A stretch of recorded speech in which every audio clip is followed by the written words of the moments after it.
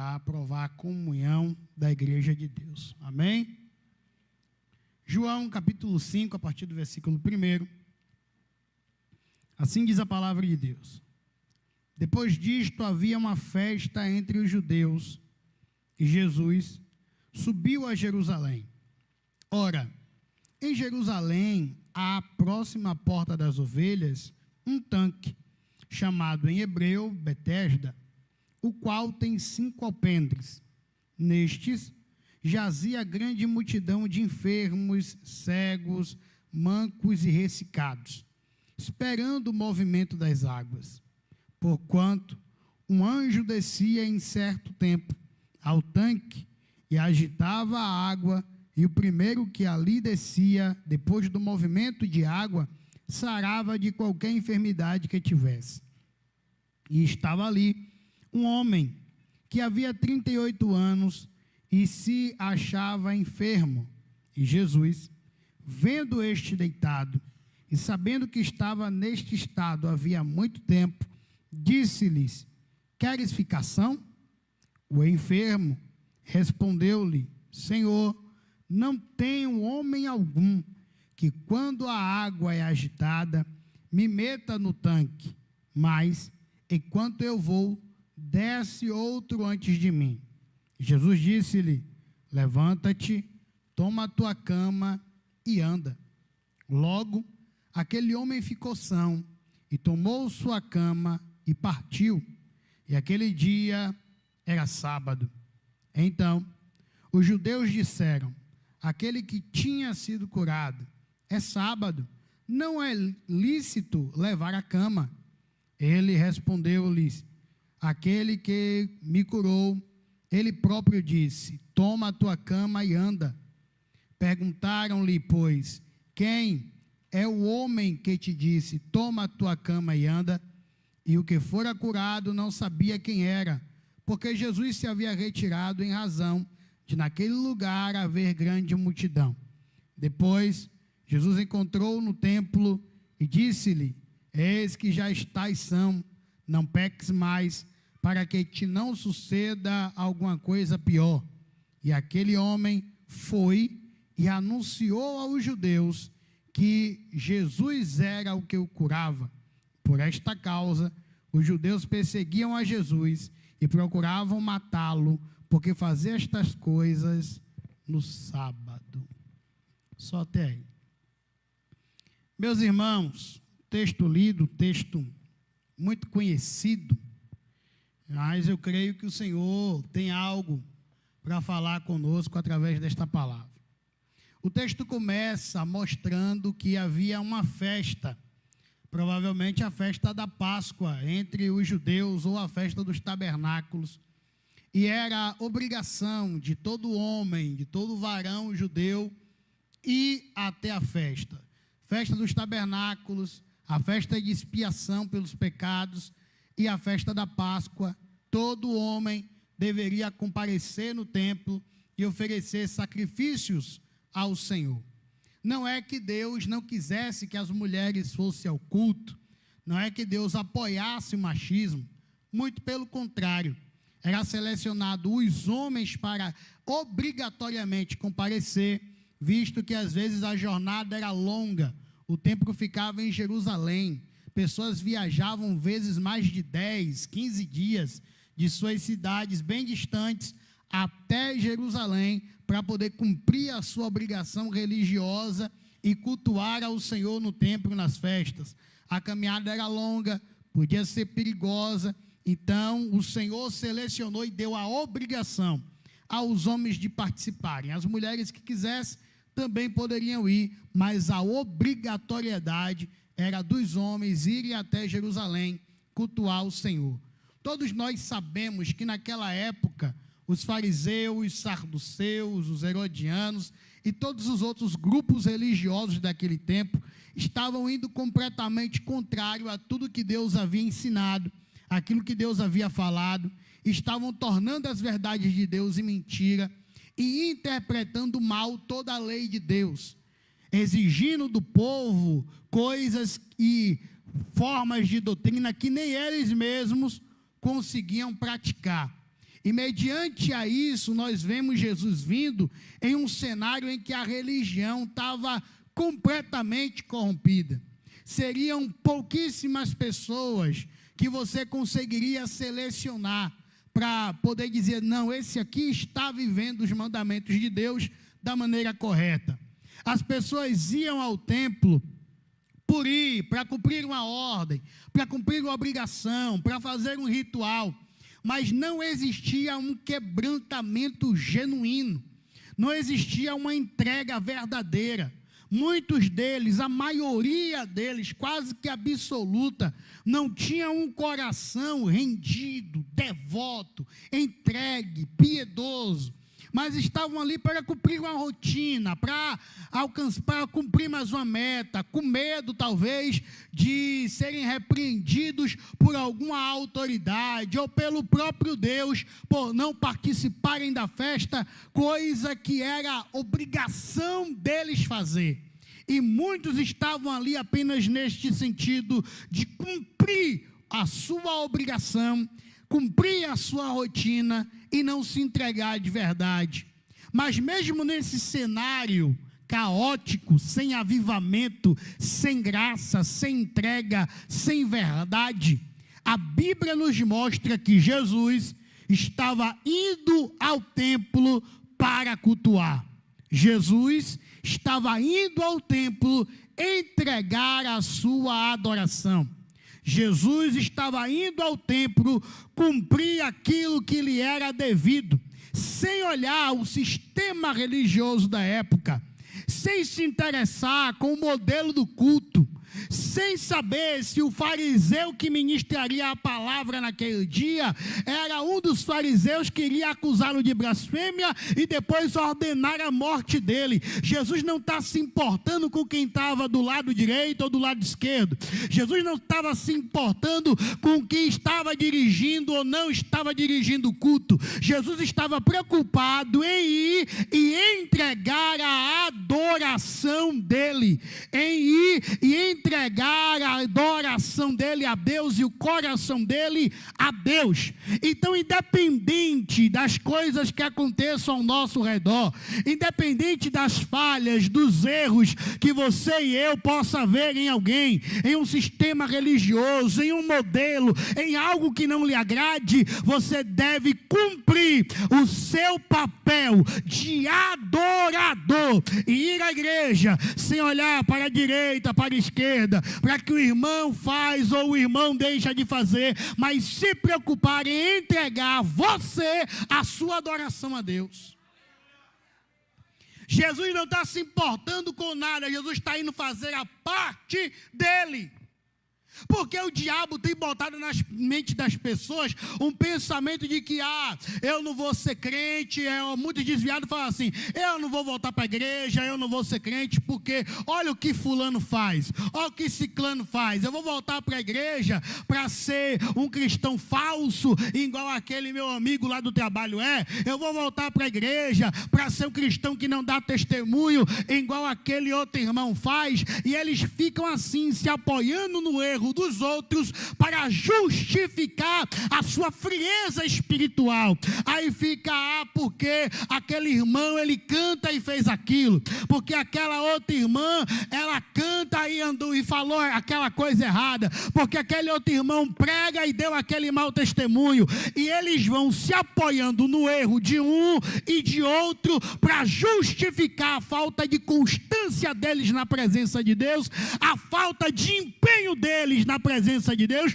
a falta de coragem deles para servir ao ministério da igreja, e ficam procurando em quem apoiar-se, fica procurando desculpas ao invés de assumir a responsabilidade de que está faltando neles um compromisso genuíno com Deus. Mas você não deixa de ir para a academia malhar porque alguém do seu lado não está malhando direito, você não deixa de ir trabalhar porque alguém na empresa que você trabalha não está fazendo o serviço direito, você não deixa de ir para a escola porque alguém na sua sala não está tendo compromisso com os estudos, mas na igreja o erro do outro serve para você fazer ou não fazer o que Deus quer que você faça. Na igreja toda desculpa vale. Ninguém desiste da academia, do trabalho, da escola, porque alguém ali está errado. Mas qualquer coisa serve como desculpa para você deixar sua comunhão com Deus e deixar de cumprir a sua obrigação. Jesus nos chama a atenção nessa noite a lembrar que a salvação é individual. Salvação é individual. Cuide da sua, eu cuido da minha, e o Senhor, por sua graça, salvará todos nós, que nenhum de nós merecemos. O Senhor Jesus está indo ao templo para adorar. Mesmo com toda aquela bagunça que acontecia lá, ele estava indo fazer a parte dele. Próximo ao templo, havia um tanque que tinha uma lenda, de que um anjo descia de certo em certo tempo, e quando o anjo movimentava as águas, o primeiro que se jogasse ali seria curado de qualquer enfermidade que ele tivesse. E ali havia uma multidão de enfermos. E a Bíblia diz que havia 5 pavilhões, 5 alpendres, ou 5 filas diferentes de enfermos. Ali havia cego, havia manco, havia completos paralíticos, pessoas com várias enfermidades diferentes. Todos estavam ali em busca de um milagre, em busca de uma solução para os seus problemas. Perceba que a Bíblia faz questão de classificar que havia enfermos em diferentes condições. Qual seria o ensinamento do Senhor aqui para nós? É menos murmuração, mais gratidão, porque sempre terá alguém pior do que você. Sempre terá alguém em uma situação mais difícil do que você. Sempre terá alguém que gostaria de estar vivendo o que você está vivendo agora. Mesmo essa luta que você está vivendo, tem alguém que gostaria de estar dizendo assim: ah, como eu queria uma luta dessa. Isso aí é fichinha perto do que eu estou enfrentando hoje. Sem falar que você mesmo, em sua vida, já viveu condições piores, possivelmente. Quantas vezes a gente parece que sofre de amnésia, a gente reclama de uma dificuldade hoje, sendo que Deus já proveu coisas que eram muito mais difíceis. Deus cuidou, Deus guardou, Deus protegeu, Deus enviou a provisão, Deus deu uma estratégia. Por que é essa situação agora que vai paralisar você? O mesmo Deus que fez antes, Ele faz hoje, Ele não mudou. Quem muda somos nós, a nossa fé que enfraquece, a nossa constância na oração, na presença de Deus, é que enfraquece com o passar do tempo, a correria da vida, do dia a dia, obrigação, trabalho, família, e igreja, e curso, e outras coisas, e aí a gente às vezes esfria na vida com Deus, e isso também impede que Ele haja de maneira sobrenatural em nossa vida. Mas se você se dispor de novo a mergulhar em águas mais profundas, Ele estará disponível para prover de novo o milagre para você. Ali havia uma multidão de enfermos aguardando o movimento das águas. Quando a Bíblia Sagrada diz que Jesus vai passando por ali, havia outros caminhos. Ele não precisava ir lá, mas ele vai. Porque Jesus, ele sabia que havia um homem ali, 38 anos enfermo. E é só ler o texto que está aí em sua mão. Jesus está passando para ir para o templo. E havia um tanque próximo à porta das ovelhas, chamado Betesda, onde ali jazia uma multidão de enfermos, cegos, ressecados, mancos, e havia 5 alpendres, e eles estavam ali esperando o milagre. Só que Jesus vai passando e Jesus vê, está no texto, Jesus vê que havia ali um homem, 38 anos prostrado, 38 anos parado, 38 anos inativo. E Jesus decide ir até aquele homem. Diga para esse irmão do seu lado: o céu não quer você parado.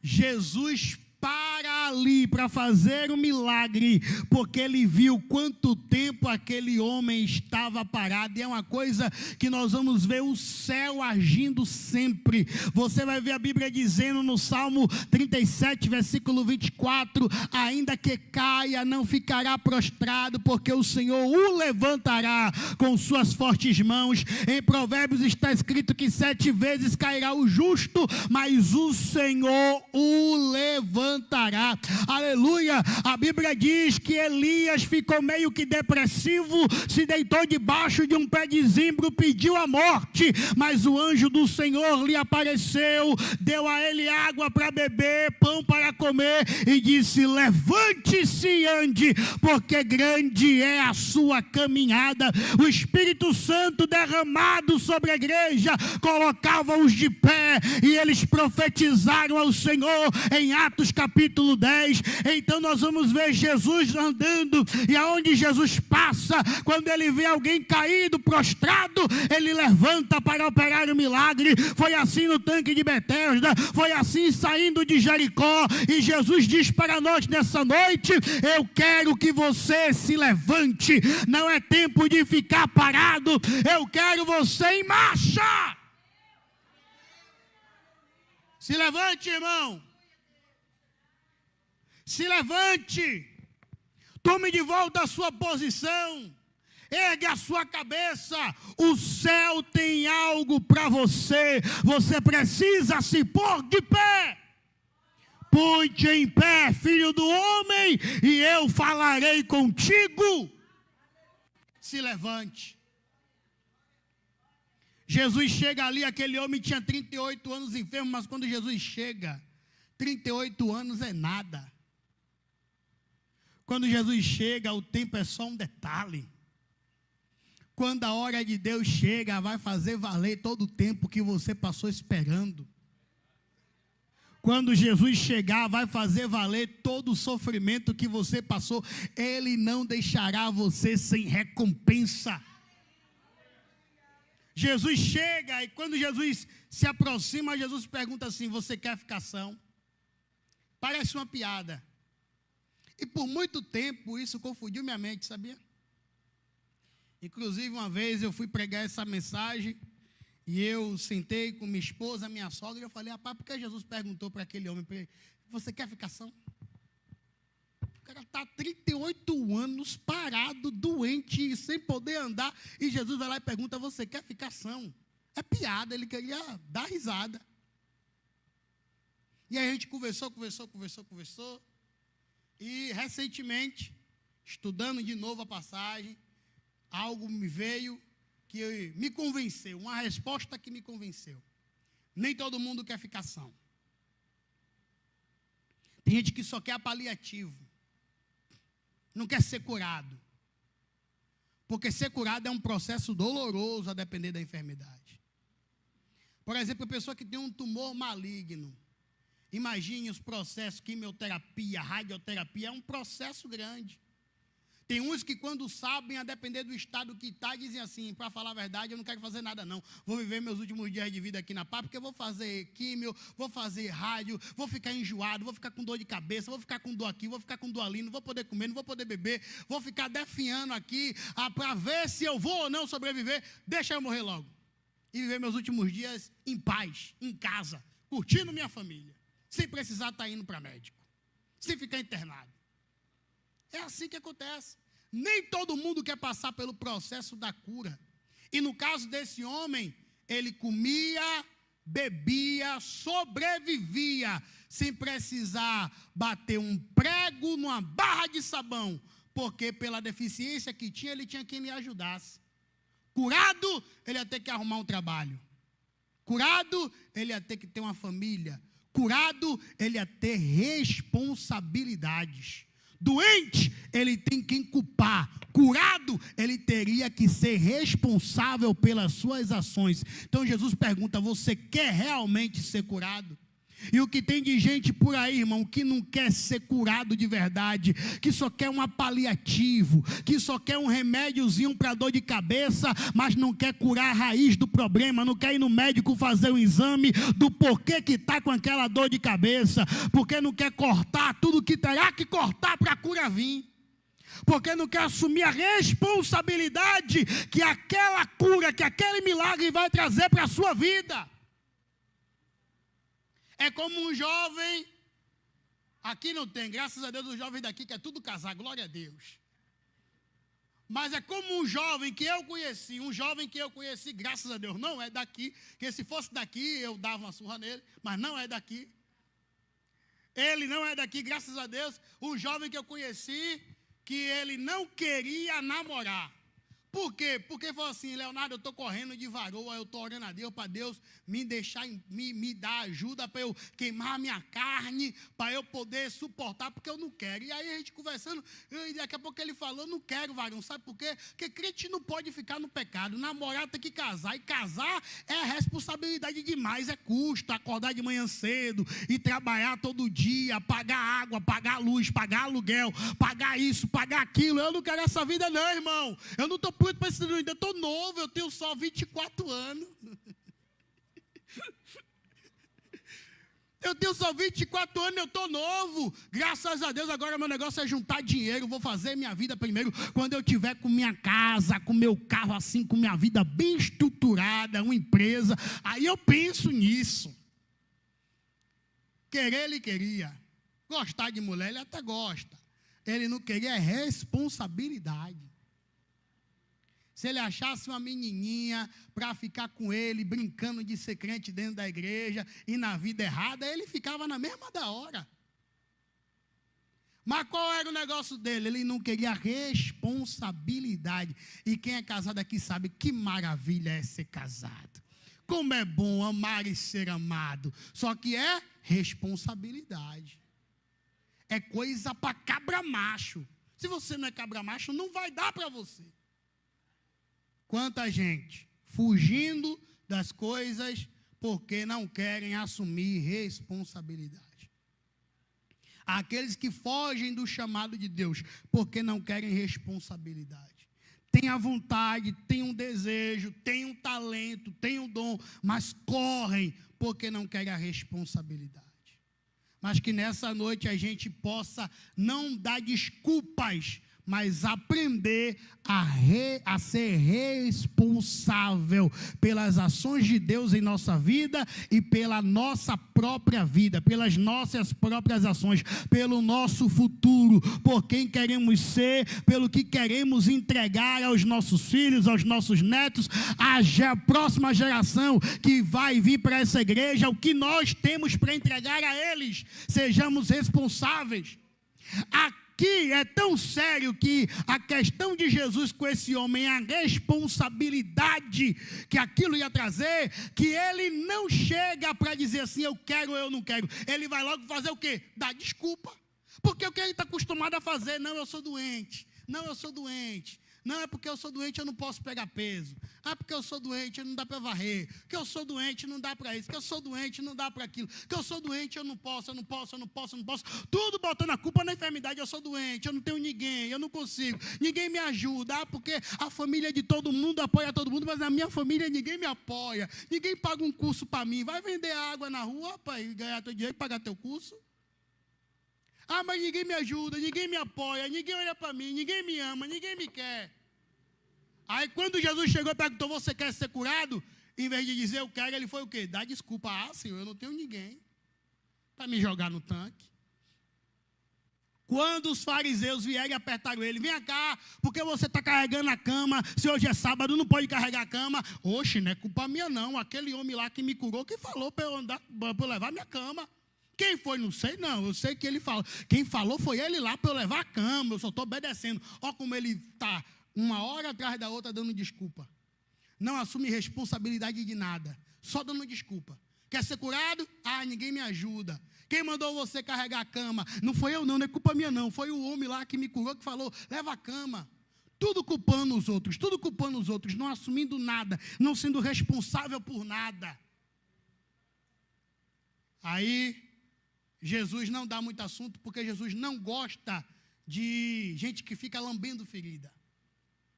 Jesus não gosta de coitadinho, no sentido da pessoa que se faz de coitadinho, que reclama de tudo, que culpa todo mundo e nunca ele é responsável por nada. É a diferença de Davi para Saul. Por que Davi peca e Deus perdoa, aí Davi peca e Deus perdoa, e Davi peca e Deus perdoa? Porque Davi pecava e dizia, eu pequei, e se o Senhor quiser me matar, me mate, que eu mereço é morrer. Porque o Senhor é justo no teu julgar. É por pequei, Senhor, faça o que quiser. Já Saul não. Samuel, você pecou, ele não é bem assim. Calma, é porque eu não queria matar os bichinhos, ó, os bichinhos inocentes. Mas Deus mandou matar. Não, mas peraí, profeta Samuel. Os bichinhos, a gente vamos usar os bichinhos. O rei, porque não matou o rei, não. Vamos matar o rei aqui perante o povo, rapaz. Para o povo ver a gente matando o rei. Olha que coisa bonita. Ah, mas você não pode entregar sacrifício. O que é que tem? Um sacrifíciozinho só, besteira. Oxe, Deus quer sacrifício. Deus não vai ligar que eu vou entregar um sacrifício para ele. Que besteira, Samuel. Para tudo Saul tinha uma desculpa. Saul nunca assumia, não, eu errei. Eu vacilei. A falha foi minha. Senhor, pode me dar o castigo que o Senhor quiser, porque eu estou errado, eu mereço. Não. Tudo ele tinha uma desculpa. Tudo ele culpava alguém. Nada era ele. Então Deus se irou com ele e o rejeitou. Mas Davi, pedindo perdão, se arrependendo, reconhecendo o seu erro, querendo mudar, querendo melhorar, a mão do Senhor de misericórdia estava estendida sobre ele. E aí, analise-se na sua vida, você tem sido um lebedor de ferida igual Saul, ou você tem sido responsável como Davi? Você tem sido um protagonista da sua vida, assumindo responsabilidade e buscando melhorar cada dia, ou você tem sido como Saul? Só um figurante na própria vida, deixando que outros decidam por você e que as ações de outros influenciem no seu humor, nas suas ações, no seu futuro. Em quem você é? Senhor, eu não tenho ninguém. Jesus nem dá trela. Toma cama e anda. Alguém diria que quando Jesus diz, pega a tua cama e anda, é porque ele não poderia esquecer do lugar de onde ele veio. Tem até uma música, né, de Samuel Mariano que defende essa ideia. E eu não posso desfazer dela porque o texto não me permite dizer com exatidão o motivo, mas o meu pensamento é um pouco diferente. O meu pensamento é que Jesus não gosta de desordem. Jesus não gosta de bagunça. Jesus nunca vai fazer um milagre na vida de alguém para deixar a vida dele bagunçada. Você vai estar curado, agora põe a casa em ordem, pega a cama e leve. Não deixa essa bagunça aqui não. História com manchas, cuidado. História com muitos tropeços, cuidado.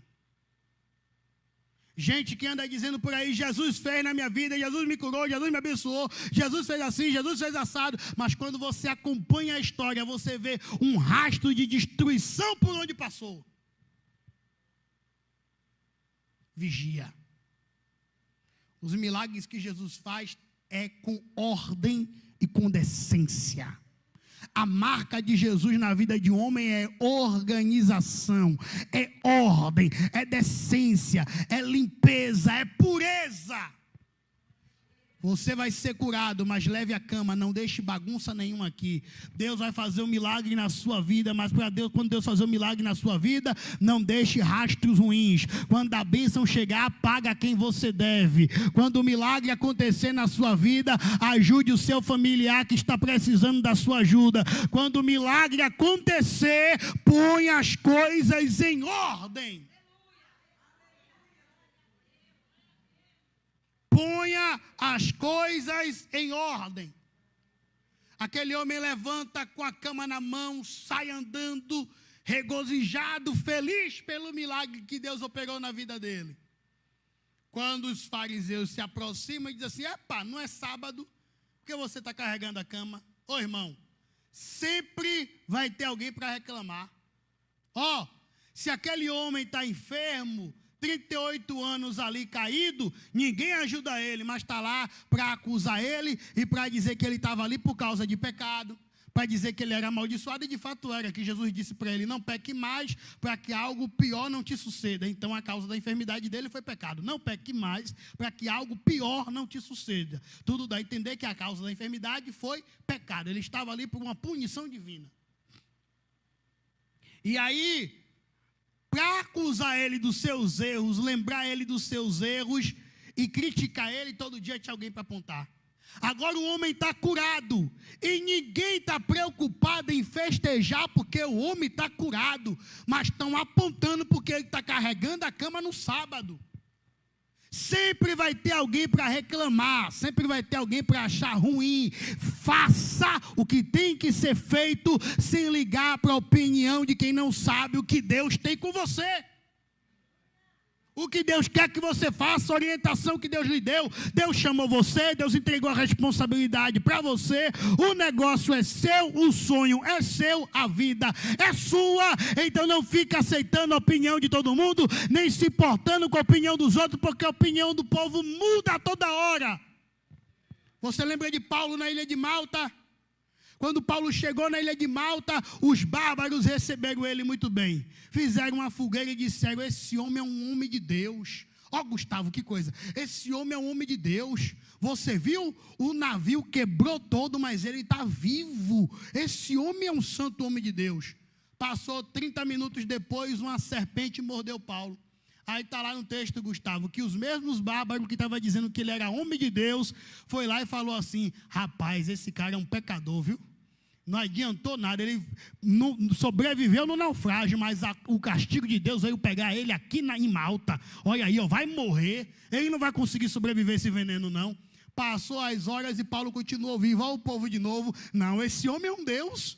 Ele sobreviveu ao naufrágio, agora ele sobreviveu à mordida da serpente. Esse homem é um Deus. Está vendo como a opinião do povo muda? Se está dando errado, vão dizer que tu está pecando, que tu é doido, que tu é maluco, que você não faz nada certo, que como é que faz um negócio desse com a vida, como é que escolhe uma profissão dessa, como é que muda desse jeito, como é que faz isso, como é que vende aquele carro, como é que vende aquela casa, como é que vai trabalhar com um negócio desse, não está vendo que não vai dar certo? Mas quando começar a dar certo, todo mundo vai te aplaudir. Então só faz o que tem que ser feito e se importa apenas com o que Deus falou com você. Aí foi, ao invés de festejar, tão preocupado que ele carregou a cama no dia de sábado. Nós, como uma igreja séria que somos, precisamos ter esse cuidado. Nós que somos uma igreja séria, uma igreja bem estruturada, uma igreja bem organizada, mas precisamos ter cuidado para, preocupados em manter a ordem, a gente não acabar ferindo pessoas. Temos que ter cuidado para, na intenção de preservar a ordem, a boa conduta, a boa moral, a aparência da igreja perante a sociedade, a gente não acabar ferindo pessoas, magoando pessoas. Leis, ordens devem ser cumpridas, mas jamais a gente deve priorizar o cumprimento das ordens, certinho, bonitinho, e deixar as pessoas morrerem. Isso é coisa de fariseu. A gente cumpre o que tem que ser cumprido, mas entende quando for necessário agir com flexibilidade, para que aquela alma não se perca, para que aquele alguém não vá para distante, para que, na intenção de preservar a boa aparência, a gente não mate alguém ou um ministério. Estão preocupados em manter a lei do sábado, mas não estão se importando em festejar porque o homem foi curado. Cuidado. Mas aquele homem responde, aquele que me mandou, aquele que me curou, foi que disse, toma tua cama e anda. Vai reclamar com quem me chamou. Vai reclamar com quem fez a obra na minha vida. Vai reclamar com quem me deu a ordem. Mas não sabia quem era Jesus, porque Jesus havia se retirado, pois ali havia uma grande multidão. Naquele dia, Jesus quis operar o milagre na vida de um homem. Por que só na vida daquele homem? Porque aquele homem foi o único que reparou em Jesus. Jesus entrou lá, saiu de lá, e ele foi o único que reparou em Jesus. O resto estava esperando o movimento das águas pelo anjo. O que é isso? Às vezes a gente perde a bênção porque está esperando uma coisa sobrenatural acontecer. E Deus está trabalhando nas coisas simples do teu dia a dia. Deus está falando contigo num louvor que o vizinho botou. Deus fala com você em um vídeo que você viu no Instagram, a resposta veio. Deus fala com você em uma frase escrita em um carro, mas você só quer acreditar se o anjo aparecer. Deus está falando com você nas pregações que estão sendo pregadas aqui, mas você só acredita se alguém pegar na tua mão e dizer assim: eis que eu te digo, terra. Você está querendo coisas sobrenaturais. Só que no dia que Elias estava na caverna, ele pensou que Deus estava no terremoto. Deus não estava. Pensou que Deus estava no vendaval. Deus não estava. Pensou que Deus estava no fogo que caiu do céu. Deus não estava. Deus falou com ele em brisa suave. Tem muita gente perdendo a bênção porque o milagre está diante dele, mas ele não consegue ver o agir de Deus na simplicidade. Está esperando o anjo descer. E Deus está falando com você hoje, aqui, agora. Ouça e pratique, e você vai ver o milagre acontecer. Aqueles que entenderam, pegaram. Aquele homem entendeu, viu Jesus, conversou com Jesus, recebeu a bênção. E a multidão estava esperando o anjo, e ninguém recebeu nada. Só que depois, aquele homem se encontra de novo com Jesus. Jesus se apresenta para ele, diz para ele não contar nada a ninguém, mas olha de novo o caráter dele sendo revelado. Ele corre para os fariseus e diz assim: quem me curou foi Jesus. Quem me curou foi Jesus. Aquele homem entrega Jesus para as autoridades farisaicas que procuravam o matar. Esse homem é um tipo perfeito de mim e de você. Falhos, pecadores, muitas das vezes ingratos, mas ele não desiste de nós. Ele não nos joga fora. Por mais que às vezes a gente seja inconstante, vacilante e reclamão, mas a mão misericordiosa dele está estendida para operar o milagre. É só você crer. Fique de pé, por favor. É só você crer, creia na palavra dele.